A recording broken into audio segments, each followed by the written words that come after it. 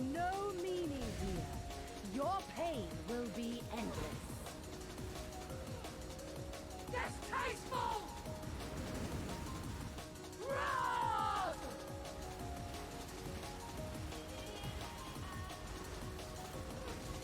Big old hand!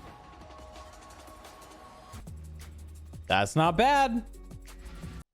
Hey, what's up everybody, and welcome to the second episode of Off Meta Mondays, posted every single Tuesday, where we take a look at builds that might be a little quirky, might be a little underplayed. Also looking back at some retro builds that might not be played too much these days, and I want to shine as much light as I can on that to try to, push build diversity as wide as possible. And today we're looking at a classic build that has a little bit of a twist on it and actually has a lot of flexibility within the archetype, and that is Scourge Arrow Pathfinder. If you've never played Scourge Arrow before, it's a very unique skill, is what I would say. It is a channeling poison skill that lays a lot of pods on the ground, and after a little bit of a delay, the pods will explode, shooting a bunch of thorns out, and those are primarily what are going to be stacking the poisons. What drew my attention to this version of the build that is a little bit different from what you might see day to day is they are using Siege Arrow Ballista to supplement the damage instead of doing something like Scourge Arrow Ballista. You may also remember from a couple leagues ago, there was a tornado shot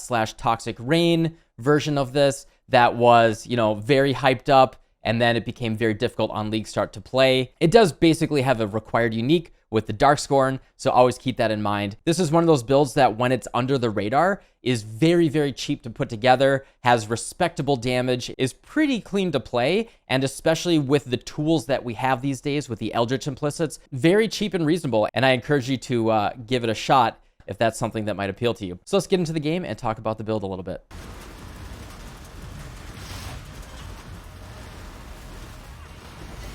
Not bad. Not bad. Deathless Cirrus with Scourge, with a little baby Scourge arrow? Yo.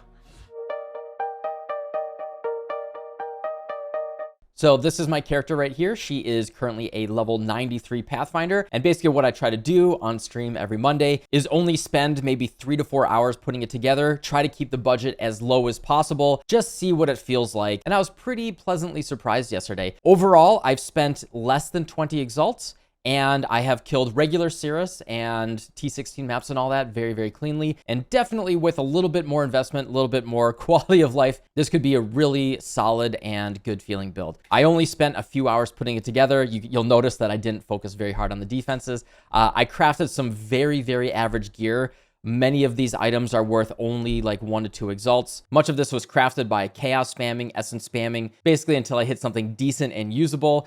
And I also just kind of used stuff that I had sitting in my stash, including this Circle of Nostalgia. I happen to have Temp Chain Snake Bites, so I decided to build around these, but they're probably not even best in slot for this build. So the basic idea with this build is we're using Scourge Arrow, which if you've never played it, is a channeling bow skill that, as you can see, it leaves these pods behind that then explode and shoot out thorns. The initial arrow can hit, and then the thorns from the pods can also hit, and then all of those can stack poisons. If you're not sure how poison works, I will be doing a Teaching Tuesday on poison on stream today, but the general idea is based on the physical and chaos damage that we're doing from the initial hit times the chance to poison, which we want to go for 100%. That will apply a single poison to the monster. They will, for the duration of the poison, take that poison per second. And the interesting thing about poison is it can stack infinitely. So the more hits you can get out quicker, right? The more attack speed that you have, the more poison duration that you have, the higher that you can scale the poison, to the point where poison could actually scale to incredibly high levels if you invest into it. Poison is that ailment, in my opinion, right now that poisonous concoction is very popular. I really think it's underrepresented for how strong it is,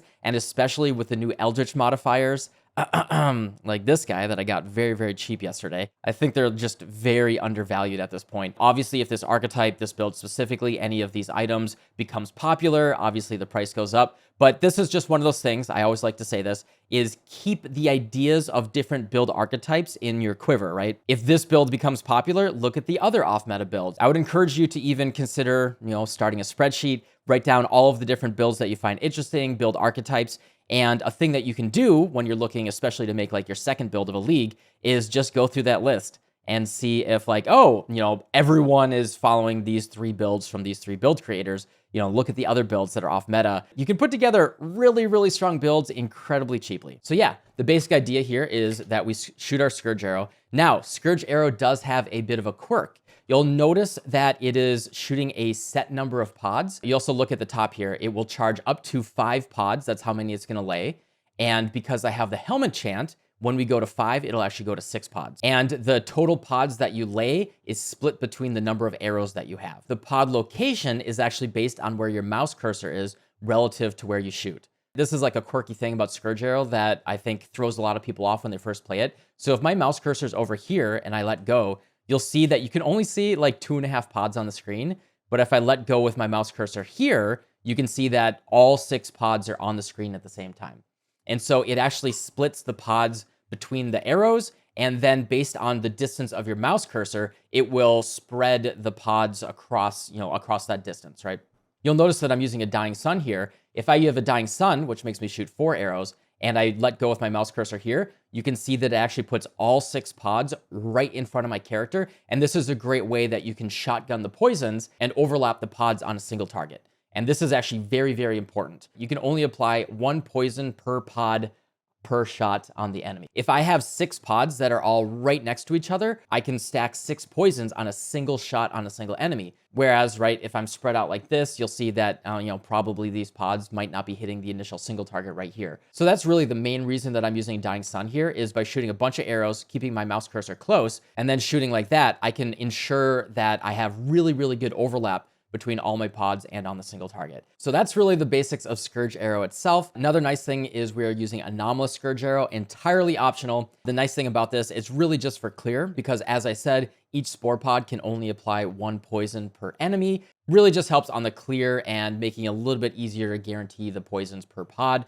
but it doesn't really make a difference for your single target damage. And then you just want to get 100% poison chance by going for it on your passive tree primarily. We're also using Divergent Herald of Agony. This is actually pretty important. It does give us 40% chance to poison right here. If you are not able to get Divergent Herald of Agony, you can use something like Chance to Poison support or Dendrobait specifically in the body armor, and then you can move a couple passive points around. Just make sure you have that 100% chance to poison. You can see that by selecting Scourge Arrow right here in your character sheet, and then look at Chance to Poison from main hand hits right here. Make sure that number is at least 100%. So yeah, that's the basics of Scourge Arrow right here. We just walk around, charge up, try to go to 5 charges, and we can just walk forward. And you'll see with the delay, you can be walking around and kind of clearing ahead of you. It has that feel of a bow skill where you're able to clear like a full screen ahead of you.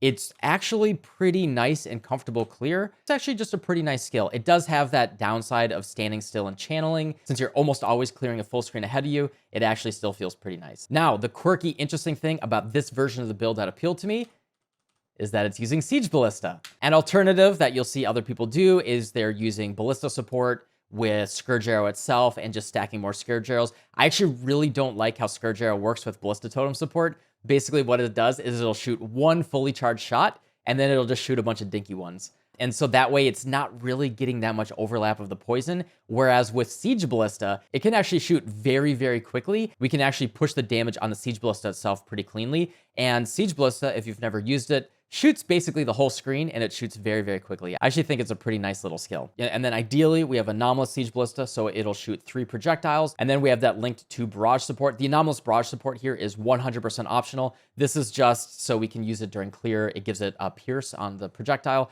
but obviously doesn't matter for single target. This adds 3 more projectiles for a total of 6 projectiles in a straight line. So every Siege Ballista by itself is applying 6 stacks of poison, and we can have 4 Siege Ballistas down at a time because we do have watchtowers here. So yeah, this is really nice. Like, you're doing a ritual or an ultimatum, harbinger, anything like that. You can lay these down periodically. This is our main single target damage when we're fighting bosses, and you just kind of stay full screen and you channel your Scourge Arrow. So it gives you a little bit of that asynchronous totem style gameplay in addition to just like a nice bow skill at range. That's really the fundamentals of the pieces that go into this build. We're using Blood Rage, Flame Dash, cast no damage taken, Molten Shell. A big thing that you'll notice here is I have Focus. If you're building around poison, this is basically a must-have. As I said before, poisons can stack infinitely. The more duration on the poisons, the longer they last. the more that you can have at a time, which is scaling our effective damage per second. So I like to put focus on the left click so I don't have an extra button to press. We just have that up, which dramatically extends the duration of the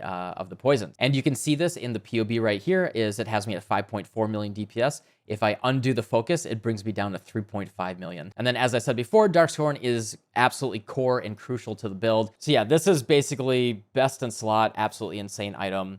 Incredibly cheap, incredibly undervalued, at least a few days into a league. Would not recommend trying to straight up league start something that requires a Darkscorn, but it's something where you could just start with Poisonous Concoction, and as soon as you can buy a couple of the basic pieces for just a couple exalts, you could swap over to this build. And then the other gear that I have here, I actually specifically kind of did some quirky stuff based on what I had in my stash, and I just kind of crafted it as quickly as possible just to show a demonstration of what could be put together on a moderate budget. So really big here is, since we're using Herald of Agony, we can get increased chaos damage while affected by Herald of Agony, and then we can use the Chaos Catalyst to make that a lot better. I just had this one sitting in my stash, was pretty nice. This is a really funny thing that I had in my stash. It actually dropped from a feared that I was doing a couple weeks ago, and it was just sitting there. It is a snake bite pair of gloves that has temp chains on hit here. It's actually really, really nice.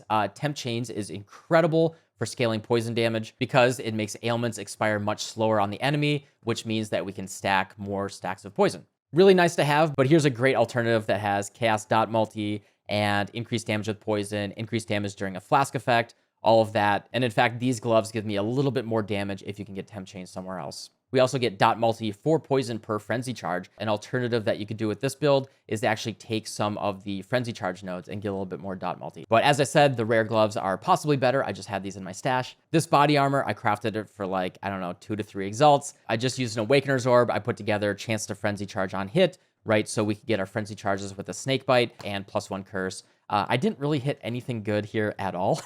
Everything else on this body armor is really bad. You could get something much, much better. A great league start alternative that you'll see a lot of people use is a Dendrobait, which gives you poison duration and damage with poison, which is really good. But I actually really like getting the frenzy charge on hit and the +1 curse here. You'll see that people are using the Chaos Inoculation Impossible Escape to get +1 curse right there, but that is very, very expensive right now. So this is a great like kind of budget alternative. The belt was just a hunter belt. I just rolled it until I hit chaos damage, nothing else on there. The boots, this is a cool thing, is the Eldritch Implicits. You can get poisons deal damage faster, really nice to have. We want a despair on hit ring right here. This quiver is +1 arrows, really nice. You know, it allows you to stack your pods a lot more comfortably. If you see, if I don't have the +1 arrow, it's much harder to get all of the pods on the screen, right?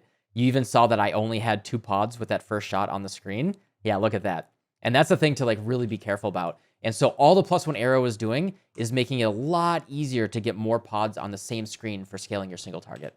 For the helmet, I think the nicest thing that you can get right off the bat would be a Devouring Diadem that has the increased duration of ailments unveil on it. This is incredibly good. With the increased reservation efficiency, we can reserve more auras. And the Feast of Flesh is really good defensively. +1 level socket gems, incredible. But I didn't have an enchanted one. I just had this one sitting in my stash. And so I decided to craft my own little helmet here. The cool thing with this is we can choose whatever base we want. You know, I just used some Essences of Greed here to get some life on there. We can craft 140% duration of ailments, get a lot of res on there. On the implicits, we can use the Eldritch Implicits here, get increased duration of ailments and Despair Curse effect, which is really great for our damage. To the point where it's actually very, very competitive with the Devouring Diadem. You know, this only cost me like 2 exalts to craft total, so that was pretty nice. As always, if you saw my video, is I love the Eternal Struggle. If I see someone using the Eternal Struggle in a build, I'm very encouraged to try it out. I really, really think it's incredibly underappreciated. The fact that there's so many really good ones going so cheap is still really funny to me,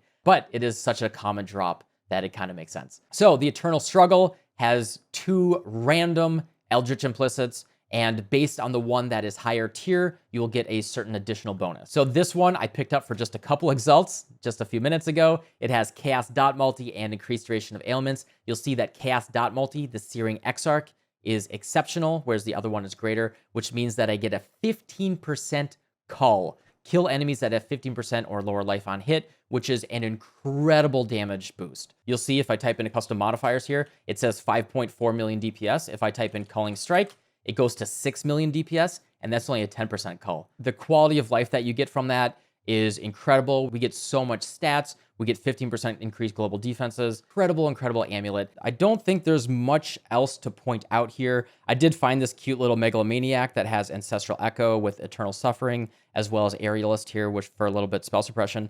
But besides that, everything else here should be fairly self-explanatory. The POB will be in the description below. This is a little bit of a revisit of a build archetype that I think is dramatically underplayed right now. You'll see that there are only 5 people on the leaderboard, at least. I know there's more people that are probably playing it under level 100. It is very much a minority skill right now. I think always keep that in the back of your head as something that can be very strong and reliable to play on a pretty reasonable budget, assuming that it's not too popular of an archetype. So yeah, that's it for me. Thank you everybody for watching. I'm gonna go get ready for the stream and I'll see y'all tomorrow. Goodbye.